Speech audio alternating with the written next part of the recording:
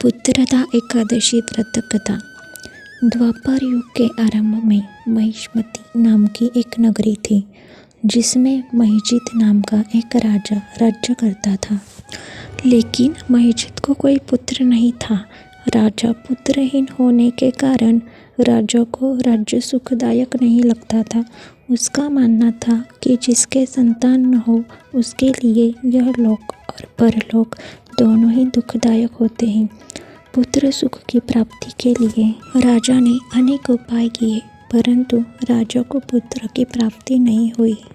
वृद्धावस्था आती देखकर राजा ने प्रजा के प्रतिनिधियों को अपने पास बुलाया और कहा कि हे प्रजाजनों, मेरे खजाने में अन्याय से प्राप्त किया हुआ धन नहीं है।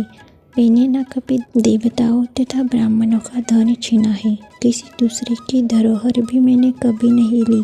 मैंने प्रजा को पुत्र के समान पाला है। मैं अपराधियों को पुत्र तथा बांधवों की तरह ही दंड देता हूँ। मैंने कभी किसी से घृणा नहीं की, सबको समान माना है। सज्जनों की सदा पूजा करता हूँ। इस प्रकार धर्मयुक्त राज्य करते हुए भी मेरे पुत्र नहीं है, इसीलिए मैं अत्यंत दुखी हूँ। तो आप ही बताइए, इन सब का कारण क्या है। राजा महिजीत की इस बात को पूछने के लिए मंत्री तथा प्रजा के प्रतिनिधि वन में गए। वहाँ उन्होंने बड़े बड़े ऋषि मुनियों के दर्शन किए। राजा की उत्तम कामना की पूर्ति के लिए किसी श्रेष्ठ तपस्वी मुनि को देखते फिरते रहे। एक दिन एक आश्रम में उन्होंने एक अत्यंत तेजस्वी वयोवृद्ध को देखा। वो धर्म के ज्ञाता, बड़ी तपस्वी, परमात्मा में मन लगाए हुए बैठे थे। वो ज्ञानी, निराहार, जितेंद्रिय, जितात्मा, जित क्रोध, सनातन धर्म के गूढ़ तत्वों को जानने वाले थे। उन मंत्रियों ने समस्त शास्त्रों के ज्ञाता महात्मा लोमश मुनि को देखा, जिनका कल्प के व्यतीत होने पर एक रोम गिरता था। सबने जाकर ऋषि को प्रणाम किया। उन लोगों को देखकर मुनि ने पूछा कि आप लोग किस कारण से यहाँ आए हैं। निसंदेह मैं आप लोगों का हित ही करूँगा। लोमेश ने कहा, मेरा जन्म केवल दूसरों के उपकार के लिए हुआ है। आप इसमें संदेह मत करो। लोमेश ऋषि के ऐसे वचन सुनकर सब लोग बोले, हे महर्षि, आप हमारी बात जानने में ब्रह्मा से भी अधिक समर्थ हैं, इसीलिए आप हमारे इस संदेह को दूर कीजिए। उसके बाद उस मंत्रियों ने राजा महिजीत की कहानी बताना शुरू की। महिष्मतीपुरी का धर्मात्मा राजा महिजीत प्रजा का पुत्र के समान पालन करता है, फिर भी वह पुत्रहीन होने के कारण दुखी है। उन लोगों ने आगे कहा कि हम लोग उसकी प्रजा हैं, इसीलिए उसके दुख से हम भी दुखी हैं। आपके दर्शन से हमें पूर्ण विश्वास है कि हमारा यह संकट अवश्य ही दूर हो जाएगा, क्योंकि महान पुरुषों के दर्शन मात्र से अनेक कष्ट दूर हो जाते हैं। अब आप कृपा करके राजा के पुत्र होने का उपाय बताएं।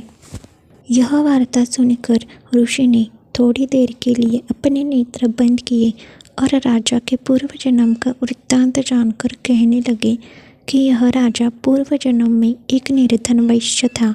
निर्धन होने के कारण इसने कई बुरे कर्म किए हैं। एक दिन यह एक गांव से दूसरे गांव व्यापार करने जा रहा था। वो दिन ज्येष्ठ मास के शुक्ल पक्ष की द्वादशी के दिन के मध्याह्न का समय था, जबकि वह 2 दिन से भूखा प्यासा था। वो एक जलाशय पर जल पीने गया। उसी स्थान पर एक ब्याही हुई प्यासी गाय जल पी रही थी। राजा ने उस प्यासी गाय को जल पीते हुए हटा दिया और स्वयं जल पीने लगा। इसीलिए राजा को यह दुख सहना पड़ रहा है। एकादशी के दिन भूखा रहने से वह राजा हुआ और प्यासी गाय को जल पीते हुए हटाने के कारण पुत्र वियोग का दुख सहना पड़ रहा है।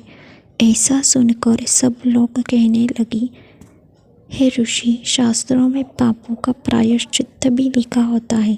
आप ऐसा उपाय बताइए जिस प्रकार से राजा का यह पाप नष्ट हो जाए।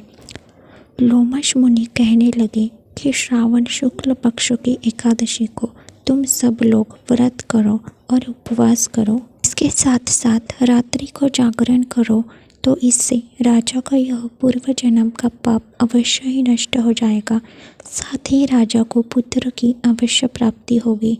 लोमेश ऋषि की ये बात सुनकर मंत्रियों सहित सारी प्रजा नगर को वापस लौट आई और जब श्रावण शुक्ल एकादशी आई तो ऋषि की आज्ञानुसार सबने पुत्रदा एकादशी का व्रत और जागरण किया।